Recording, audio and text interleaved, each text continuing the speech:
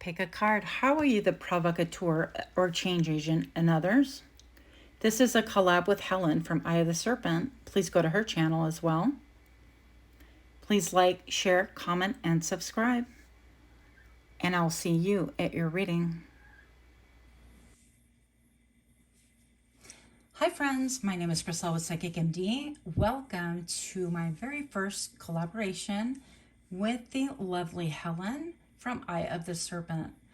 I just want to tell you that I am such a fangirl of Helen's. I did purchase a reading from her, and I get one professional one about every 2 years or so, other than swapping with friends, of course.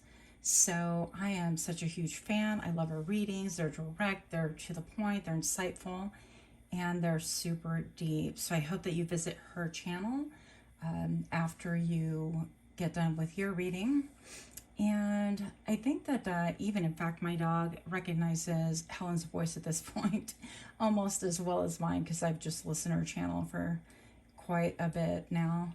So my portion of this reading is going to be, how are you the provocateur or agent of change for people around you? So we're going to explore that. I do have lots of questions that go with it. And without further ado, we're going to jump in. You guys know the drill. This is going to be pile number 1. Fear is a luxury. Pile number 2, find power and loss. And pile number 3, you are already whole. Make your choices, and the timestamps are in the description below. Hi friends, welcome to my channel. My name is Crystal with Psychic MD, and I am doing a collaboration, as you hopefully know, with the lovely Helen from the Eye of the Serpent. I will leave that link below as well. So pile number 1, if you chose fear is a luxury, then this pile is for you. We're going to get into it. Let's find out how you, pile number 1, are the provocateur of change or being a change agent in people's lives. Now, first of all, when I was looking at this lovely card, the first thought that I had was fight, flight, fawn, or freeze. That's our typical reaction when it comes to fear is a luxury. And I think about a battle in the classes that I've taken, and how they basically teach you that, you know, any of those are worthless. You've got to be on your toes and ready for anything. And of course, there's a moment of surprise, the element of surprise, but if you train hard enough, and if you prepare, you can't possibly prepare for everything, but at least wrap your brain around the idea of different scenarios. So I'm not saying fantasize about things that you fear about, but I am definitely saying that it's time to address things that you are fearful of. So that's going to be really important in your reading, I feel. Now I'm going to make a real effort to hopefully not get any more glare into your reading here. But I'm going to say that it's going to be important for you to kind of inspect who you are during a time of crisis or when you feel fear. Are you the type to freeze, to fawn, and so on and so forth? But the main thing that you're coming to this reading for is how you particularly are the agent of change in people's lives. And I think that people come to you when they are frozen, when they have doubt, when they don't know how to react, how to act, what to believe, what to think, how to solve a problem. So you're definitely somebody that people look to, like the fix-it person, I would say. I feel like you prompt people to change in that you basically shake them up and say, hey, you have to choose something. By not making a choice, you're still making a choice that is making a choice. And sometimes that's really difficult to people for us to wrap our heads around. Now, I also think that sometimes the things that you talk about cause people to want to protect themselves. She is kind of almost curled up, fetal position, not quite. So her heart chakra is just a little bit open. And I think that people understand that you're not coming from a place of, I want to attack you personally and make you give up all your worldly goods or anything like that. It's just that they feel somewhat defensive and they prefer not to face you head on as you talk about things that maybe perhaps put them in a state of fight, flight, fear, or fawn. Any one of those. So I'm not sure if you're quite the one that causes this or if you happen to walk in. Oh, what's up? We've got the Chariot. You don't walk in at all, let me tell you. You're the kind that, if this was like a saloon from way back when, you would like bust through the doors and order you a pint. I mean, you're definitely a go-getter. You're a person that movement is required. And you require other people to get it going. Let's get it popping. Let's do this. This person is dressed for success. She is dressed matching her vehicle. The dog is ready to go. She's ready to go. She's wearing go-go boots. I don't know what's going on there. But basically, you are somebody who faces a challenge head on. And you help people, or in some ways force people, you can't force people to do anything, to really look at things and go, okay, I have to make a choice. Like, it is my time to get up. The time to curl up, to self-protect is kind of over. Let me move into action. Any action is better than zero action, okay? So I think that's another way that you really provoke change and movement. You're a catalyst for other people. Now, I'm not surprised to see this at all. With the Eight of Cups, I think that the topics that you bring about, even if you're talking about yourself, people can feel defensive, like once again, kind of curl up and start thinking about their own things. I remember talking to someone once upon a time, a long time ago, and I was talking about my personal dating experience prior to getting married. And I had shared, well, you know, this is something that I personally just dated, held hands, and that was it until we got married. And that person like popped off real defensive and said, well, I'm sure you know that so-and-so and I are together. I'm like, what? It was just like really shocking. But I think that brought about basically, it provoked a change, right? That provoked like honesty, openness, even if it felt kind of like a retaliation or knee jerk. But basically, I feel like you guys prompt people to really examine themselves, to really realize that they don't have the luxury to freeze, to live in fear, and how that's just really not helpful to their situation. I feel like you really inspire people to change and to look for their ninth cup, what gives them happiness, what gives them joy, to abandon and to leave behind things that are no longer serving them. Now, this could be things that are really powerful. And I don't think you come straight out and say, wow, you know, that project you're working on, that's a no-go. How about you just jump in the car, take off, and do something different? That's not you. But I do feel like based on your conversation, your influence, the way you live your lifestyle, you bring about a lot of inner like rumblings within people's bodies. And I'm not talking about the bubbly guts, okay? Give me a break here, guys.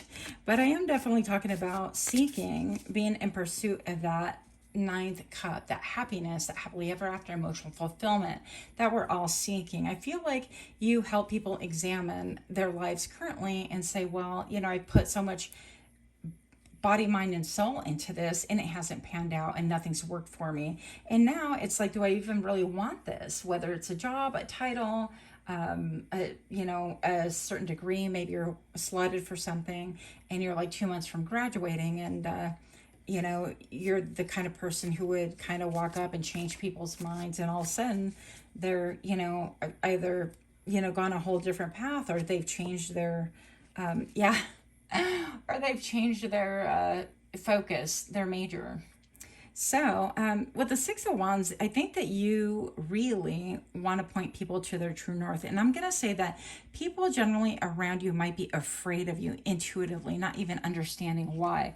But I feel like intuitively you might be so very different, or speak about things in such a manner that it is unrecognizable almost from other people, and it fascinates as well as repels. I'm not going to lie. Now, I personally have that effect on some people, and hey, I'm fine with it. It is what it is.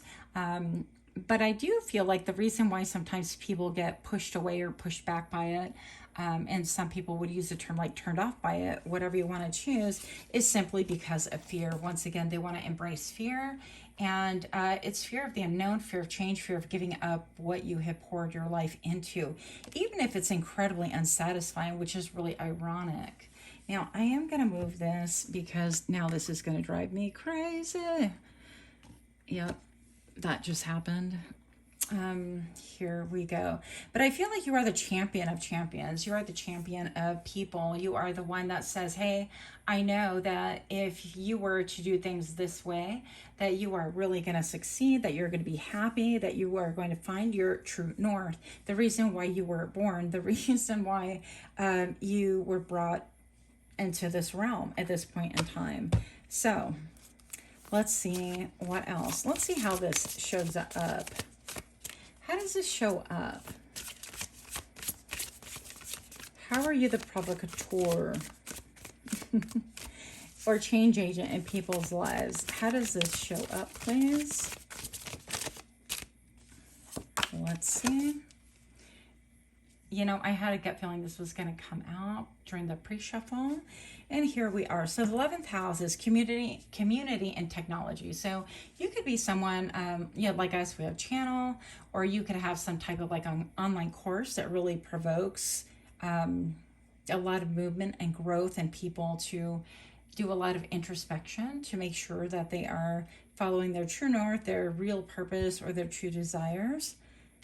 So in communication and community, you could be sparking that very thing simply because people are around you, and people in your community see that, hey, this is no slouch. This is not a person that's just going to be around for a paycheck necessarily. There's got to be something grander and personal fulfillment. I feel like you have brought about changes in your own life, and groups, community, your friends, family, things like that have been able to see, I would say, like the fruit of your changes, the fruit of how you've almost like done a complete overhaul in your own life in some ways. Now, the next area that I feel like people notice or feel this energy from you is communication and interaction. Yeah. So I feel like people do, I mean, with the lips here, you could be somebody who's an introvert or more like withdrawn, a little bit quieter. You're not in the thick of it, I'm going to say.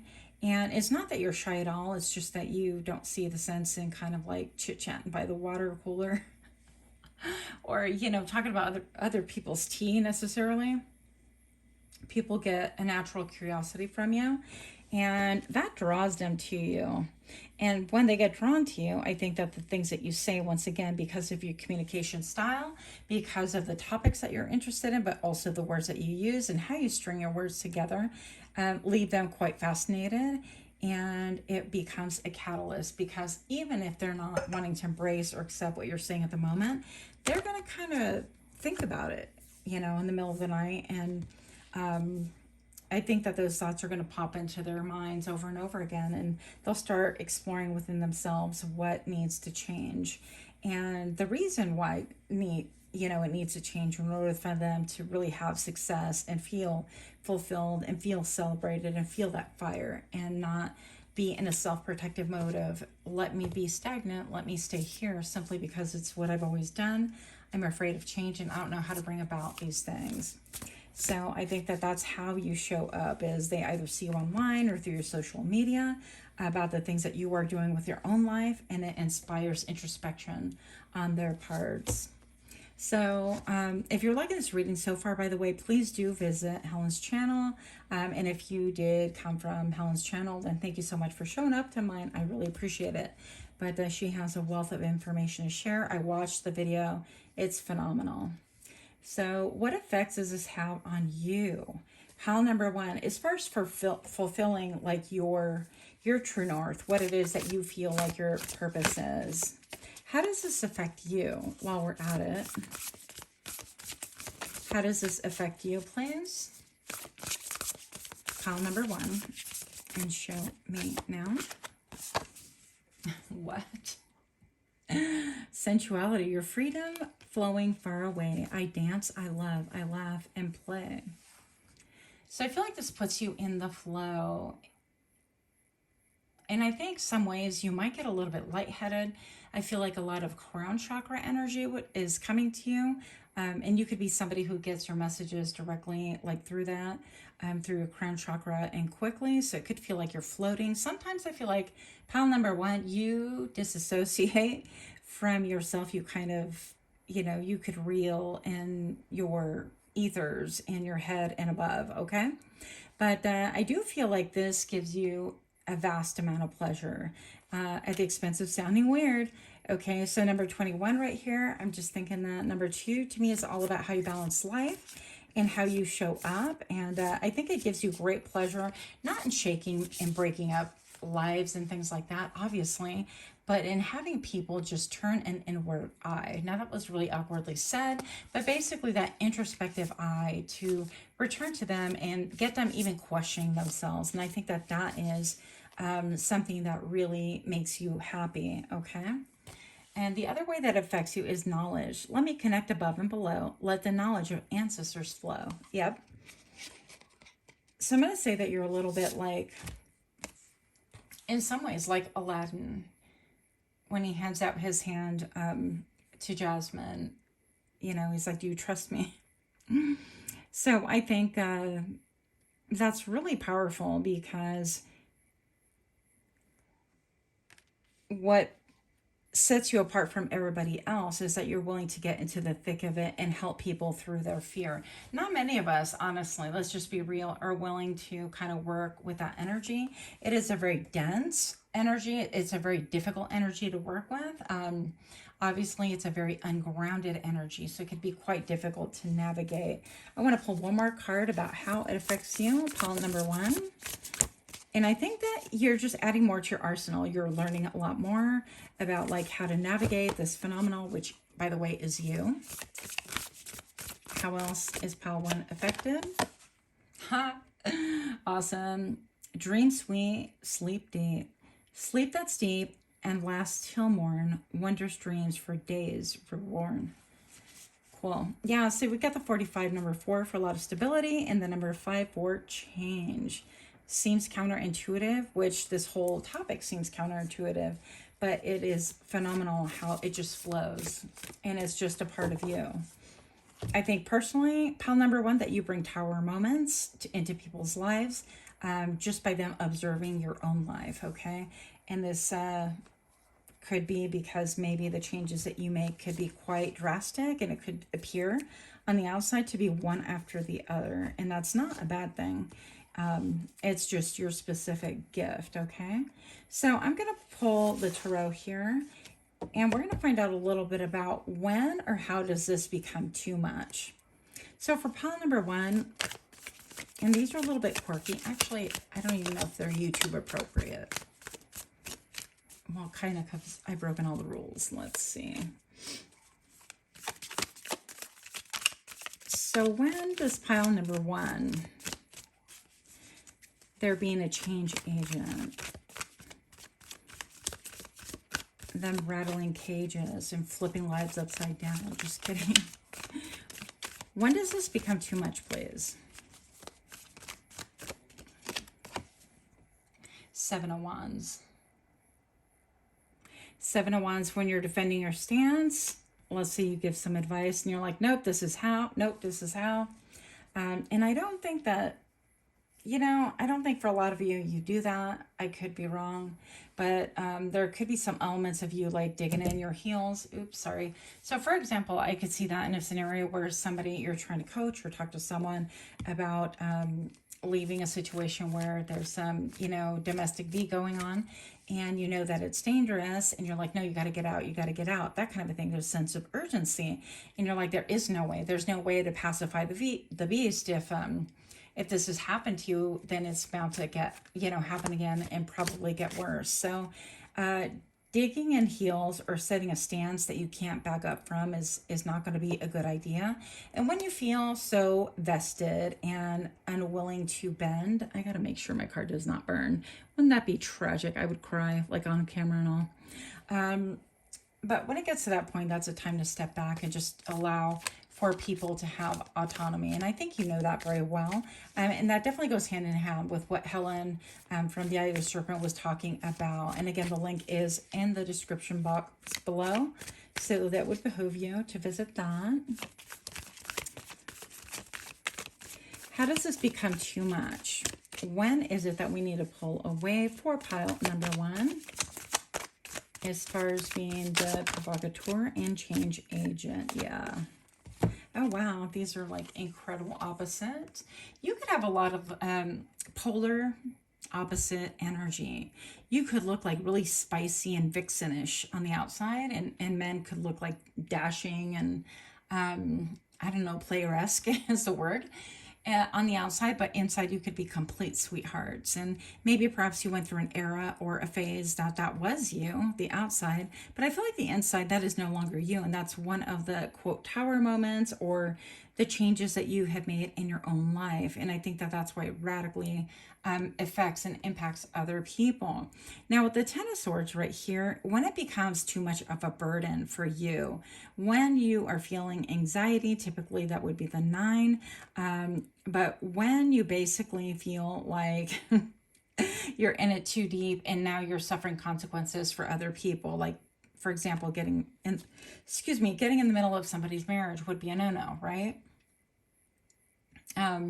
You know, providing advice or being a force to lean on, or having opinions is one thing, but, you know, instructing someone to do, you know, with an iron fist is something completely different. So just beware that, you know, yes, you want to give people the encouragement that they need, but you definitely need to step back and allow them to feel their own pain, allow them to feel their own emotions, allow for that time, because I mean, like, there is no healing without pain, and that sounds like really bizarre and weird, but you can be numb the whole time, like kind of, you know, living in luxury, the luxury of fear. Never thought I'd say those words before, but you know, being like, oh, this is like, you know, another example I have, I'm not sure if I should share it or not, but I don't even think they watch my channel. So I have, you know, a friend who says that she can't, you know, leave her partner because of finances and things like that. And so, you know, that would be like living in fear. Yeah, fear is a luxury at that point. It's like you're not happy, you're miserable all the time, but your exterior self is taken care of. So it's going to be really important that you allow people to go through the different phases of mourning and loss, of feeling the pain, you know, especially if it's a circumstance that needs a change. And usually, you know, Spirit will make sure that we feel the hurt. Spirit will put the hurt on us in order to get us a change. So yeah, that needs to transpire. So if you wind up taking blows for other people, or taking hits, or, you know, being the focus of like verbal abuse because you got in too deep, or they're using you as a crutch. I've had this happen where people are like, well, Gracelle said this, that, and the other. And it's like, my readings can get weaponized and things when that's more of a grid or something to look at, but you have to form your own judgment. So it's going to be really, really important that you, in the middle of it, don't become like an ink spot in somebody's life, but that you, you know, allow for them to make their own mistakes, their own judgments and things like that. Make it clear, hey, you're going to have to decide, that kind of a thing, because the final outcome is going to be that, you know, everyone is going to be happy. Even this person eventually will come out through the other side, right? So in theory, that's what we all wish and hope for.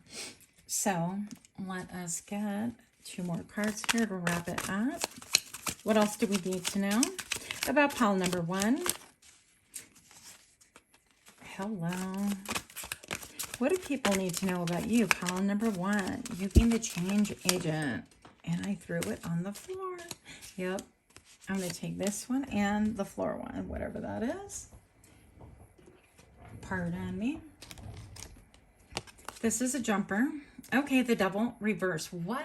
That's awesome. Okay, so the devil is all about control, obsession. I have to have it this way. And it's definitely not the way to handle things.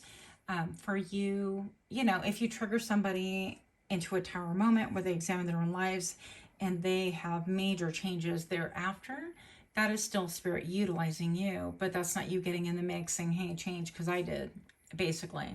So when you see the devil here, and especially when it's reversed, this is basically stating that you don't hold any, you're not holding out for any outcome necessarily other than to see people happy. I think that you are not enslaved by your desire to see other people get away from fear and to make decisions and to make good moves for themselves. So I'm going to leave this upside down. And then with the Cosmic Coven, I think this is like finding your people. I think this is allowing energy and the cosmos and the wisdom of the cosmos to be able to come in and make changes for you. Also to promote healing as well. I think that this is also an incredibly beautiful thing. It just ties in with almost like you're an energy reader. And it ties in with the whole thing of, you know, how people can feel things from you. Pardon me. As I choke. But they get feelings from you that really cause them to want to change or inspect their own lives.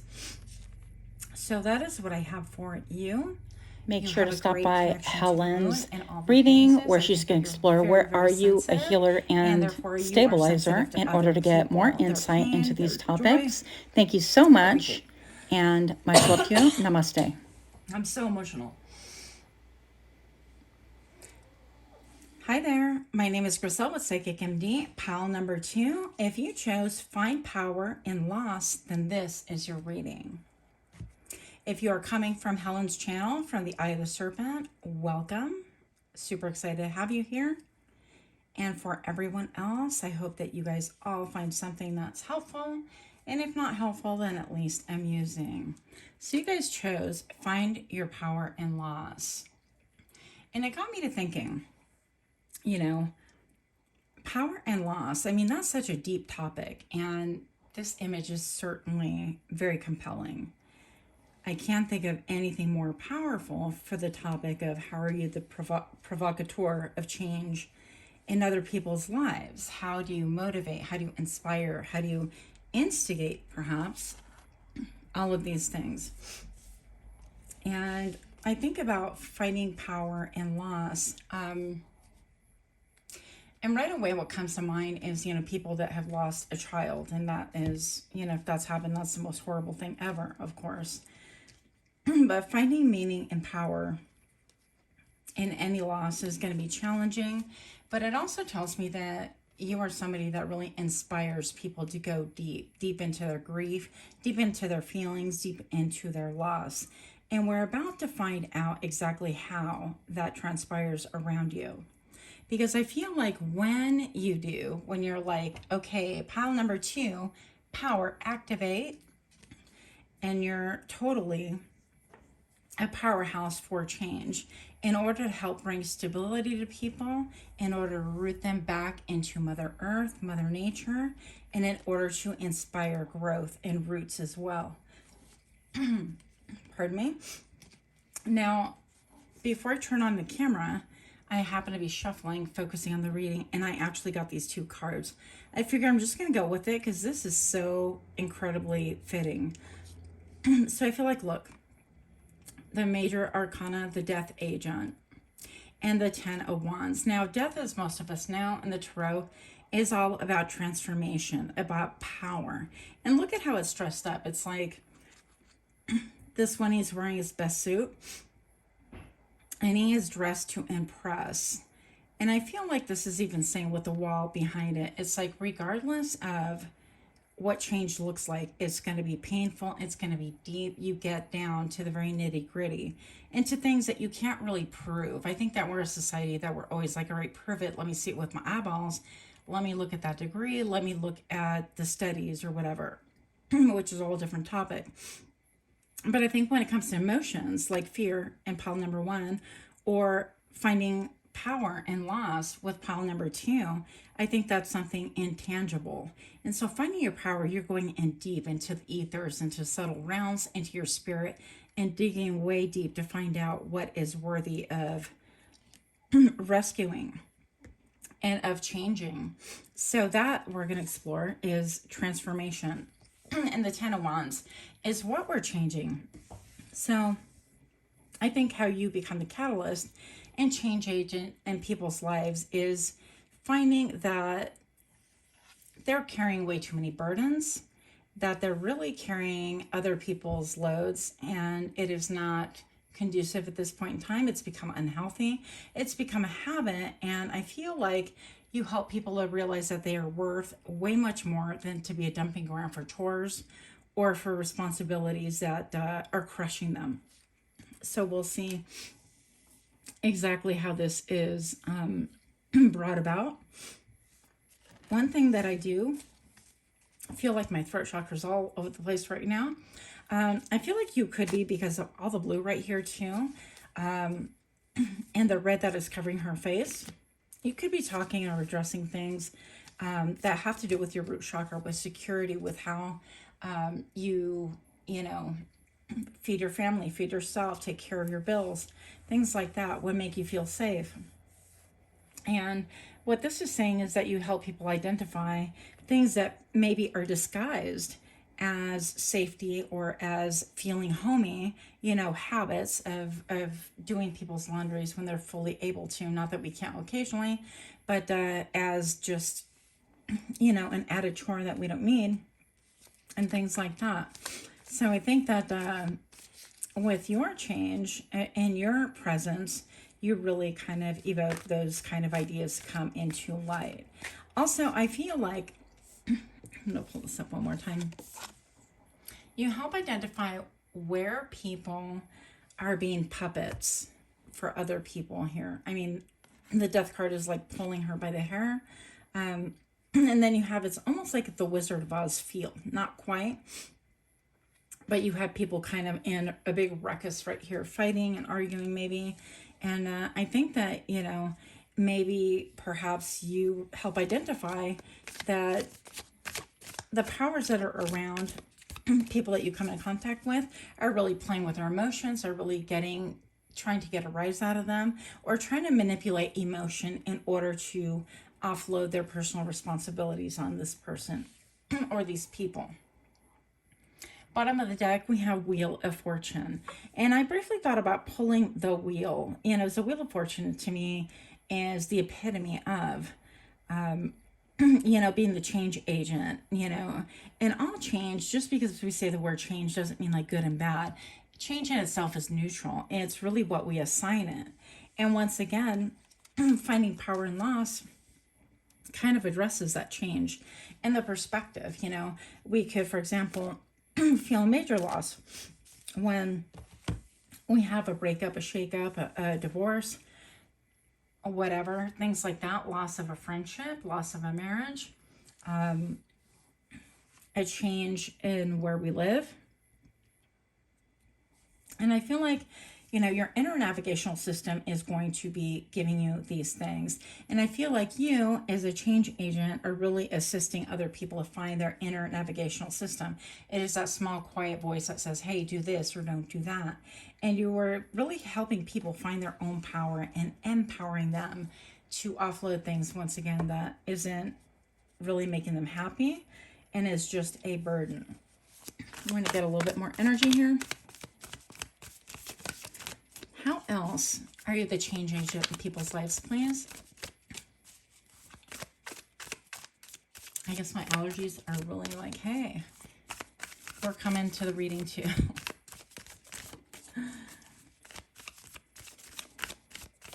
How are you the change agent? 2 more cards, please. Show me.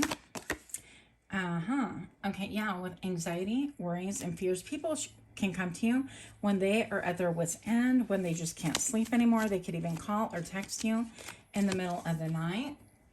And I think that when they've had enough and they're in denial, it's like when they're actually taking responsibility, once again, of other people's words. Maybe people are saying very negative things around them. And you've had this experience too, where those tapes play in your own mind.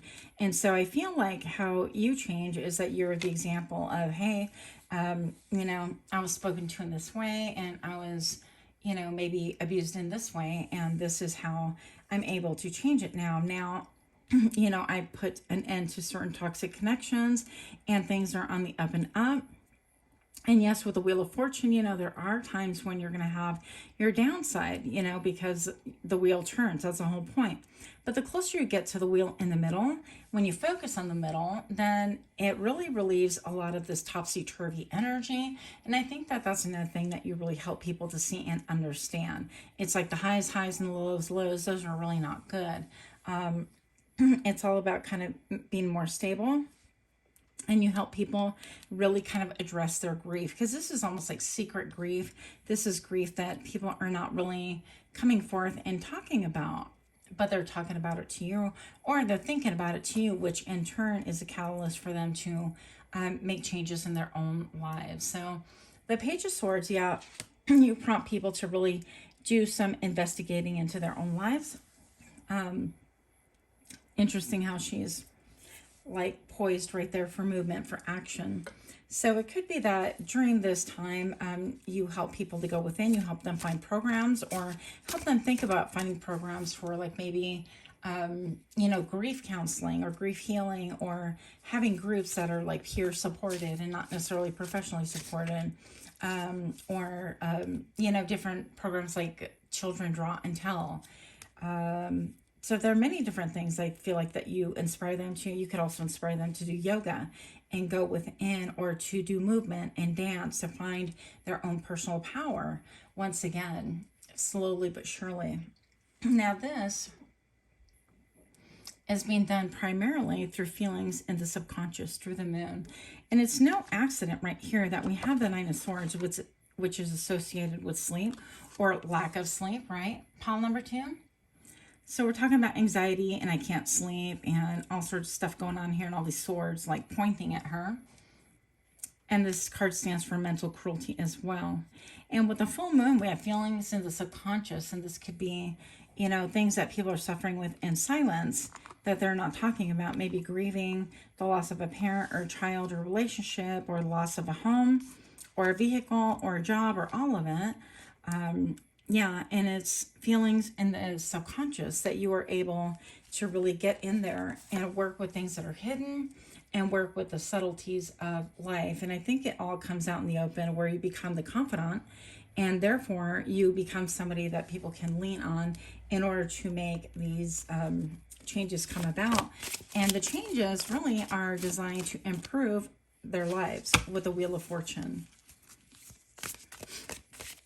How else is this change showing up? How else do you show up to bring about these changes? What does this look like? Jupiter. Get that on camera. Ideals and magnitude. Yeah, and I think that you can really kind of coach people. I feel like through talking was more than anything that I was thinking, through sharing your own stories and your own narratives and things like that, but sharing your ideals and the magnitude of what these people are experiencing. Like you find out, you know, that somebody is working a full-time job and a part-time job and getting all the kids ready, and the spouse is kind of like not really doing much, you know, and they're responsible for dinner and the household and all of it. And you're kind of like, well, that's a lot of pressure, you know, one person doing 90 things. But that's going to be really important, because you can really share and bring forth like the magnitude of things in order to help people get a little bit of introspection and force them to go within and really even question, you know, I was oppressed and now I can dance, now I can go and have some freedom and things like that. And I can even express things that I never would have been able to talk about before when I was in this partnership, situationship, relationship, things like that.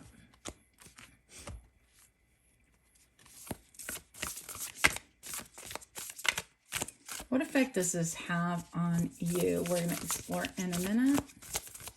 But I'd like to know a little bit more about how do people react? How do people react to you being this change agent? It's very subtle too. Very, very subtle. I'd be surprised if they identified with you. I think that they're going to identify more with you being like a best friend or someone to lean on.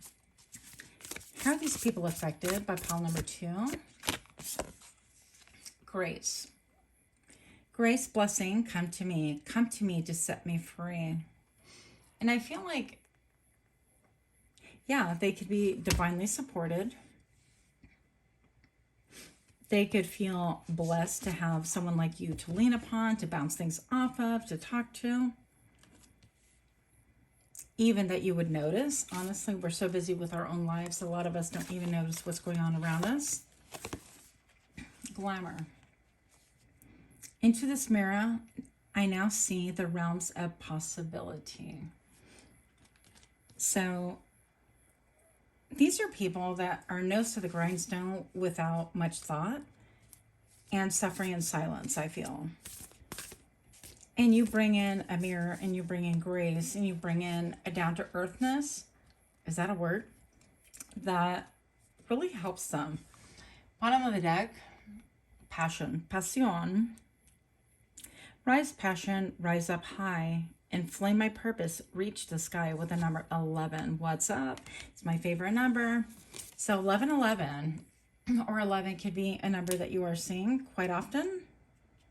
If so, that is validation that you are this type of change agent. And yes, you could be more than just one type.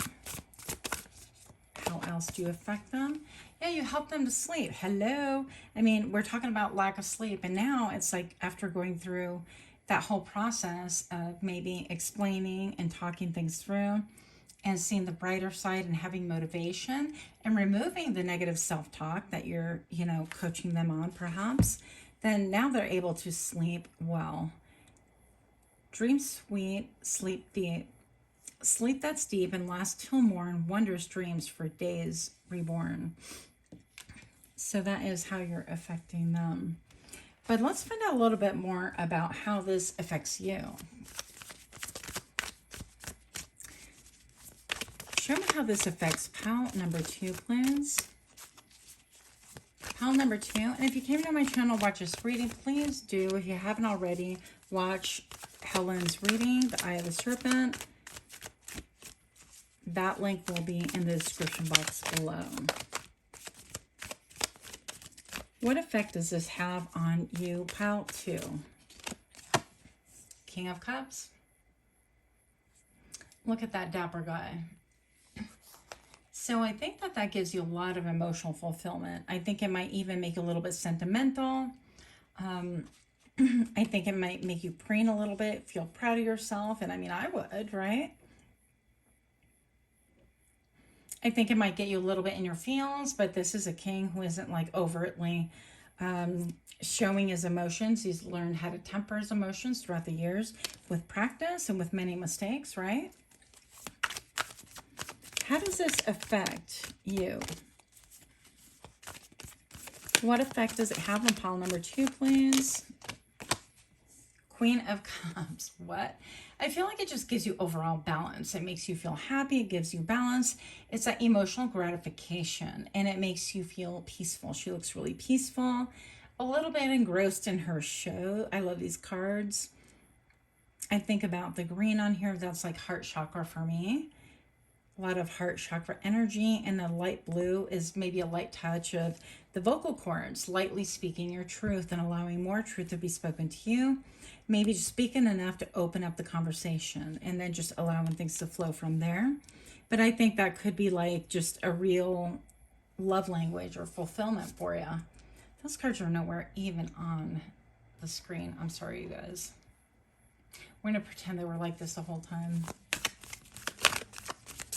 Let's explore a little bit about when does this become too much? When does this become too much? When is your energy too much? Pile number 2. Harry becoming too much of the provocateur or change agent, okay, in people's lives. And so this would suggest it's like, so you're celebrating, you're having happy hour with them, you're like deeply involved. And I'm like, how is that wrong? Obviously, I have tendencies there too to want to celebrate people when they have victories. But we're going to get a little bit more information on this. I think that maybe it puts you too much in your feels. You should be a little bit more neutral and stand back a little bit more, because if you're swayed to the point where you're like high and elated just on pure adrenaline of helping people, which I've never been there, just kidding. I think that that puts you in danger of also experiencing the real deep lows. So we don't want that. Yeah. So this is to have like, kind of like a template, a basis, a method of doing things, having boundaries, knowing, you know, when is enough. For example, like not texting or calling too much and saying, hey, are you okay? How's it going? That kind of a thing. You're not a parent. You're not a caretaker. You might be like a mentor, a friend, or like a coworker. But you definitely want to establish boundaries. And also, you might want to do things in such a way, oh wow, okay, yeah, you might want to do things in such a way that maybe you set aside like a boundary for yourself. You know, I'm not going to go any further. They need to allow, I've given them ideas, but they have to make their own choices, kind of a thing. And that's where they're going to really find their own personal power, is going in deep and doing the work, not you doing it for them. And that's where the danger can be for you, pile number 2. And the last card for you is a High Priestess. And I feel like, you know, this is one of my all-time favorite cards in any deck, really. But this is what we do. This is about being in tune with spirit. This is about higher knowledge. This is a secret keeper, by the way. And so, you know, it affects you because I feel like in a lot of ways you have so much knowledge within you. Is people trust you. They come to you. They unburden themselves. They give you a lot of information. And with anyone else, I feel like this would be weaponized or in danger of being weaponized. But with you, I feel like those things are sacred and safe with you, because the High Priestess knows when to keep her mouth shut. And for lack of a better, nicer way of saying it, we keep confidences. We don't repeat things. And it's really, really incredible to be able to have people trust you enough to, you know, to share their secret and share their lives with you. And I feel like for us, part of how you're affected is that emotional gratification that, you know, wow, people trust me enough to, you know, come to me for help, assistance, or even ideas on how they can, you know, bounce information off me. Okay, I like the last card because that was the bottom of the deck. Look, the Empress. I feel like not only are you the secret keeper, but also you're the Empress. And this is all about abundance, sensuality, and reveling in like who you are, being comfortable in the skin that you're in. But I feel like this ties into your whole reading because you're teaching other people how to really embrace themselves, what their self-worth is, how to enjoy being in their skin, who exactly are they, and allowing them to wear their own crown and finding their own abundance, their own sensuality, their own feeling of, I really enjoy where I'm at in life now. And it's going to be different for all of us, okay? Because she's literally, I think that's wheat she's sitting on top of, on her very frail throne there, it seems. But yeah, I feel like a lot of abundance. You can even be somebody who does this professionally, like a professional counselor, or you can somehow make money doing things like that. So that is what I have for you. Once again, go watch Helen's reading if you haven't already. Much love to you guys. Until next time, namaste. Hi friends, my name is Griselle with Psychic MD. I'm here to do your reading pile number 3. If you came from Helen's channel, The Eye of the Serpent, welcome, welcome. If you have not yet been there, then I will put the link below. Please visit her channel where you're going to get further insights. And hers is going to be on healing. So what kind of healing do you bring? But without further ado, You were already whole. Pile number 3. You chose card number 8. Actually, feast your eyes on her. So beautiful. Now, the first thing that I'm getting from this card is I feel like you have a very different perspective. I do feel like all 3 piles have a different perspective than the regular world. But I think that you're very comfortable with who you are and what you're about. And that's something that is quite unusual amongst your peers, I'm going to say. People that you encounter. And it was designed that way. I don't feel like it's an accident for you to rub elbows with people that are quite different from you.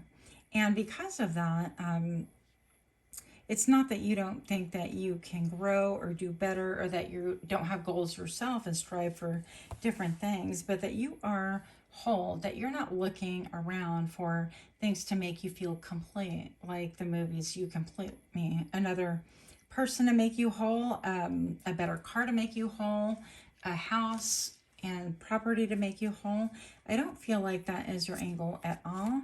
And so I feel like you encourage other people to really rethink what their wealth is about, what their abundance is about, and how that all plays into their lives.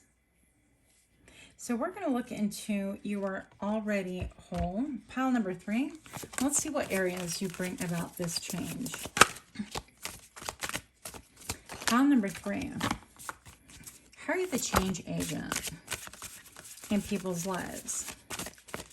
Oh, wow. This one is like me. Pick me. Oh, hello, hello, hello. Home and family. Okay. With the number 4. This one is peeking out. We're going to take it the extrovert. Are you the extrovert at home? Pile number 3.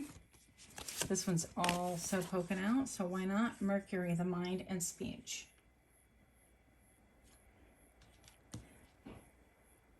So right off the bat,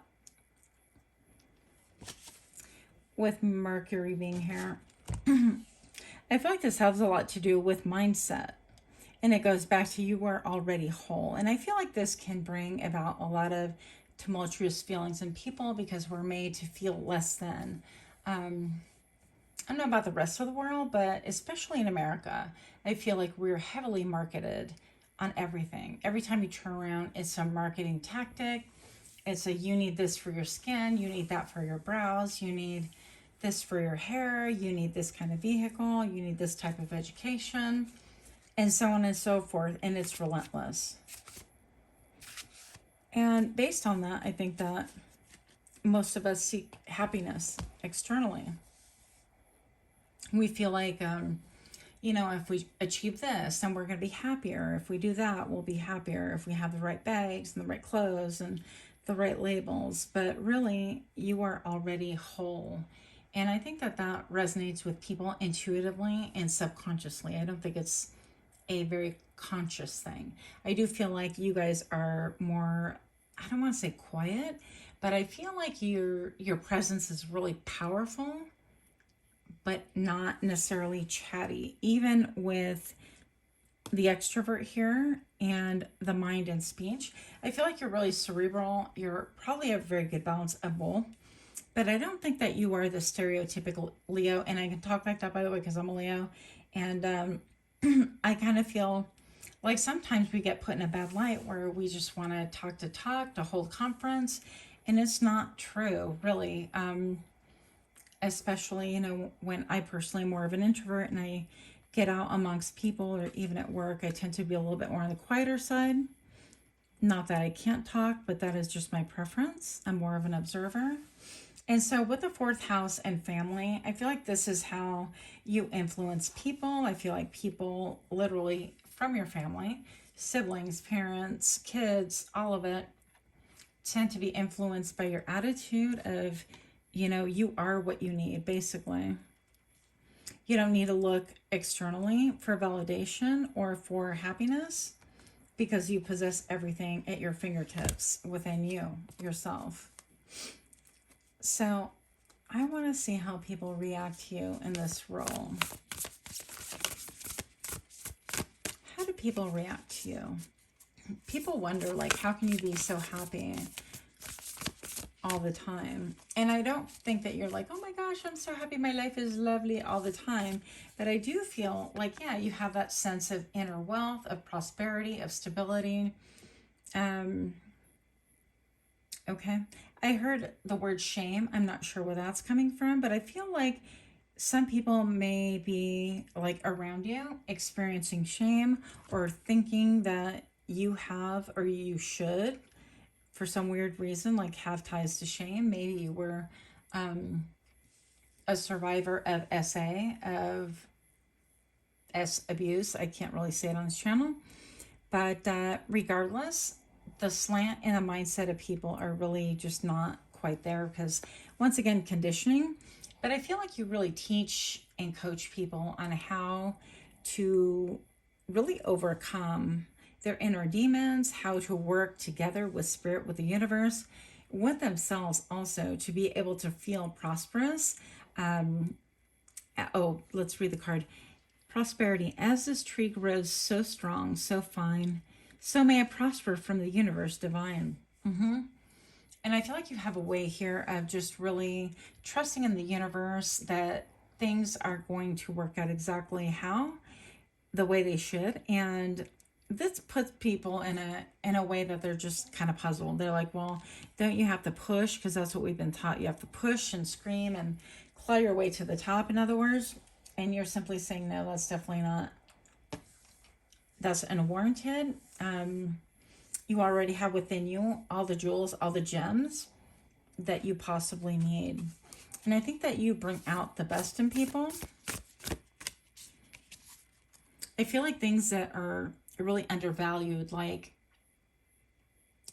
being a homemaker and taking care of family and taking care of children and providing sustenance and putting meals on the table and so on and so forth, are really undervalued and taken for granted and almost kind of looked down upon in society. And I feel like you really allow this to be like, this is nature, and you're saying, you know, rise up and shine with what you have, that you're complete, you're divinely made, and you're created specifically with these special quirks and niche areas to be able to like rub elbows and influence people, and specifically house and home. Now, by the way, I feel like house and home can also refer to your work life, because that is almost like a work family, right? You have your work husband, work wife, whatever. So we have destiny. All that I shall need to know as I walk shall now be shown. Pardon me. Okay. So I feel like, yeah, you can rely on the moon, on the subtleties of things. But I feel like you put people at peace. You could really, if you have a voice like mine, we can put people to sleep. Okay, I'm not going to lie.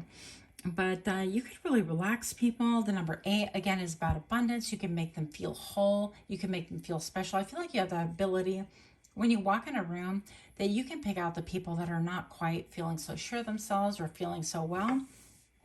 And you're that person that you'll just casually go up and, you know, start a conversation and put the attention on them and allow them to kind of flourish and grow right in front of you and blossom. And no more wallflower for them. And yet you're the one that's like, okay, you're listening. So I do feel like you are an extrovert in that way, that you have the ability to pull power out of people and show them, hey, like you're really special, you know, like you're important too. You don't have to be like the shiniest tool in the shed to be, I almost said used. Oh my gosh, that's totally not what I mean, but you know what I mean, okay? So I think that, yeah, you help people to really be at peace with their destiny, with their lot in life. And yes, we can all grow and attain and stretch to do more and be more.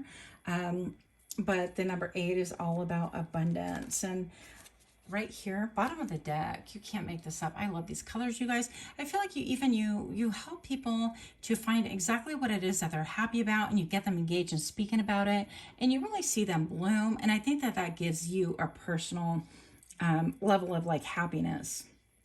I think watching people glow. I'm not supposed to show that on YouTube, but here we are. So good cheer. With kind heart and humor free, may good cheer rule, so mote it be. The number 25, the 2 for balance and personal power. The number 5 for change. And it's interesting, you have the progression of color as well.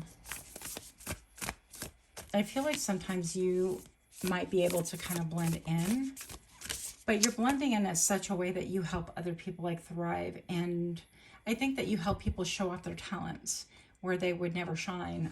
If you're in a workplace, I feel like you would be that person that announces, hey, so-and-so made the best sell today, even though you are a stellar seller yourself, or whatever the case may be.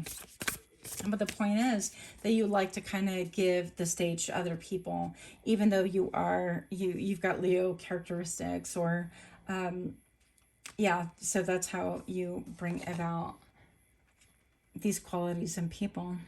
Inspiration. Yeah, I think that your level of influence is very subtle and gentle. And, you know, this is not at all what I planned or what I thought was going to transpire. I thought I was going to get a lot more energy. Like pile number 1's a little bit rough, which is my pile, I'm guessing. I relate to that one. But I feel like your pile for pile number 3, you're definitely an inspiration to other people. And I feel like you take, again, their qualities and inspire them to grow. And therefore, I feel like you have a really huge impact on their heart chakra. I feel like it kind of just gently bursts open wide for you. And you get that glimmer in people's eyes going once again, and that kind of vitality coursing through them. And I think that in itself is a very beautiful thing. So that is how you impact people. I think that's very beautiful, very, very gentle. And yeah, I watched Helen's reading, and she had quite a few gentle messages in there as well, which to me, that was just really cool. So let's go ahead and look some more. How are you the change agent in people's lives for pile 3? Yeah. I feel like you would draw out whatever people are battling with so that they can stop fighting themselves on the inside any longer. But initially a battle has to ensue because most of us are kind of complacent or not even noticing how we fall into habits or patterns. And this states that basically you're a change agent because you do bring about some feelings and emotions and thoughts that could be at war within oneself. And then we are forced to kind of examine those things and even think about, like, why are we at war with ourselves, and accepting those things, when I feel like you make it look very easy and natural, and it's not. Yeah, look at you.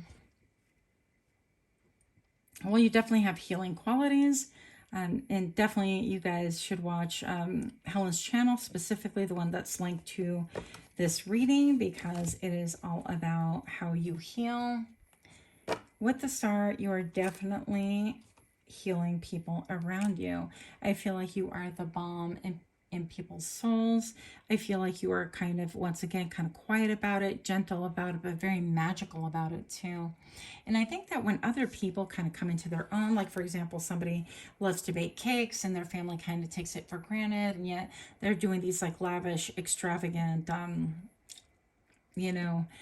complicated cakes, and they bring it to family gatherings and people just expect it. I think that you would just bring that about and kind of highlight and feature that and mention that in meetings, and kind of go up and say, wow, I can't believe that you made such an elaborate cake, and it was just so beautiful, and it tasted wonderful, and how, did you ever think about doing this? And maybe you should think about doing classes for people who are interested in making cakes. But anyways, that is the gist. The point of it is that you inspire other people to follow the beat of their own drums, to not not waylay their own dreams and get stuck in patterns, but really kind of aspire to do bigger and allow their inner self to shine, because it is very beautiful. Anything that comes from within that is really heartfelt, especially the quiet feeling that I'm getting, the stillness, the confidence of like, this is how I always cook, this is how I always do things, or I'm always here for people and that's just my nature, is just incredibly elegant. And I love that. It's very healing, very, very healing.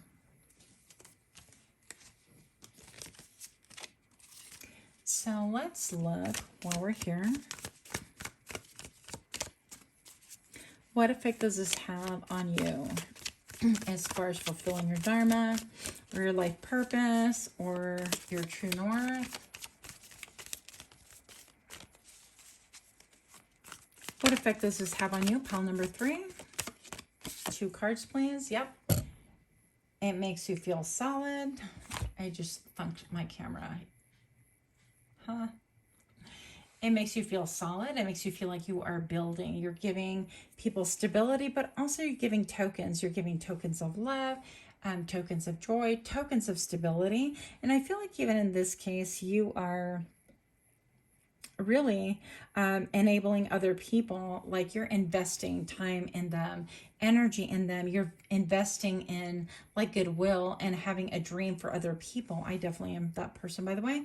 And I feel like this in turn is something that they can take that what you're investing and they can run with it. And it's like, yeah, I really can kind of, you know, create classes that teach people who want to really make cakes like I do, or whatever, or make a channel, or create an Etsy and ship them worldwide. You know, I mean, whatever it is that their talent or their gift is, or whatever their dream is.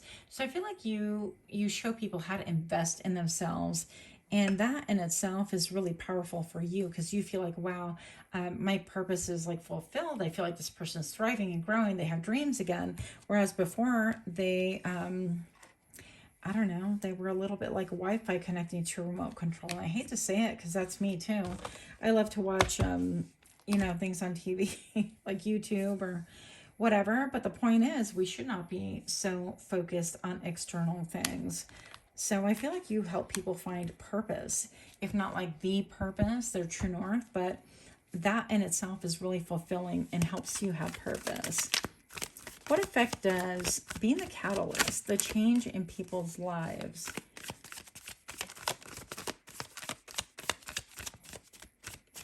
What effect does this have on you? What? Is that not the coolest card? That Hierophant. So this Hierophant's like, look here. I feel connected. I feel connected to spirit. I feel like I have up here heart.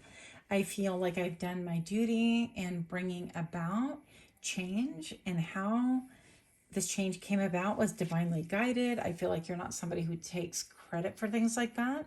Because I feel like we're like accidental catalysts. So the past 2 piles, I feel like that's sort of, it's not by design. But yeah, I feel like your connection to spirit is really shining right here, and you help people to connect and also to commit to a cause. How does this affect you? One last card, please, as I throw it. The 3 of Pentacles. That is so cool. This is working together. This is collaboration, cooperation. This is strategizing. This is, hey, let's get all the cogs to work together. What do you bring to the table? What do you have? Brainstorming sessions, all of it. And I love it, and I'm there for it. Okay. So again, you could really wind up affecting people's money and affecting your own. This could be even like a side hustle where you gain such confidence, or you get so good at it that you can actually start mentoring and coaching other people. Yeah, the Chariot. This is victory. This is headed towards victory. Jumping in my vehicle and taking off. This is I'm prepared for everything. This is male, female, doesn't matter. I shave my legs so I can go faster when I'm swimming, when I'm driving too. This is I paint my car however the heck I want, and I orchestrate it with my outfit, and I'm ready to go. Let's roll. This is I'm connected to the cosmos, and I'm ready for movement. Let's just do this. So I feel like you help people break their energetic silence is what I heard, which is interesting. I've never heard that before. Looking at the clock, I do see the 2020. So that could have a specific meaning, but I think that healing and giving other people purpose is actually part of your purpose. That's how you feel fulfilled. So that is what I have for you. I hope you enjoyed that reading. Please do give me a like, share, comment, subscribe. And again, do go to Helen's channel. Let her know I am a fangirl. Much love to you guys. And until next time, namaste.